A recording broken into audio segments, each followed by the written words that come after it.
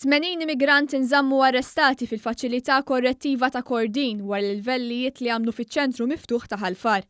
Mat-tokki ta' nofsinhar, 80 immigrant ta' nazzjonalità diversi deru ħerġin mill-van immanetjati flimkien 5-5 u skortati minn bosta uffiċjali tal-pulizija lejn l-awla tal-qorti quddiem il-Maġistrat Dorin Clark. L-ewwel ma tressqu quddiem il-Maġistrat kienu 3 immigranti miċ-Ċad li kienu huma r-raġuni li bemilhom qajmu l-irvellijiet tal-ħadd wara li rridu jidħlu fiċ-ċentru tard bil-lejl u kienu fis-sakra kontra r-regolamenti taċ-ċentru miftuħ. Abdallah Muhammed Abdallah ta' 20 sena fil-waqt li tnejn l-oħra li isimhom ma jistax jixxandar għandhom 17-il sena inżammu arrestati. Huma wieġbu mhux ħati għall-akkużi li inġurjaw eddew żewġ pulizija u ħaddiem tal-Awas, kienu akkużati wkoll li kisru l-paċi pubblika qalu kliem oxxen, kienu fis-sakra u ma bdewx l-ordnijiet. 8 immigranti oħra ġew mixlija li kienu l-perċimes u li ħorqu l-vel sħiħ f'Ħalfar.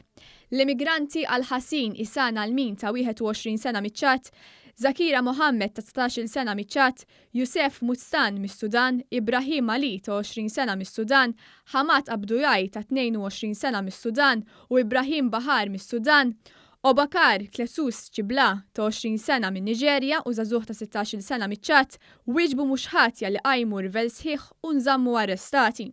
Minħabba l-ammont kbir ta' immigranti li kellhom jitresqu l-qorti, l-amministrazzjoni tal-qorti kellha tagħmel preparamenti loġistiċi f'awla 22 u anke ssib interpretu sabiex jgħin fil-komunikazzjoni waqt il-proċess. Taħt preżenza qawwija ta' uffiċjali tal-pulizija kemm barra l-bini tal-qorti kif ukoll ġewwa, l-immigranti tqasmu fi gruppi ta' 20-20 sabiex jidhru quddiem il-ġustizzja wara l-livellijiet li pparteċipaw fihom. L-erba' se jitresqu grupp ta' 24 immigrant oħra l-qorti akkużati bl-istess reati relatati mal-inċident ta' Ħalfar.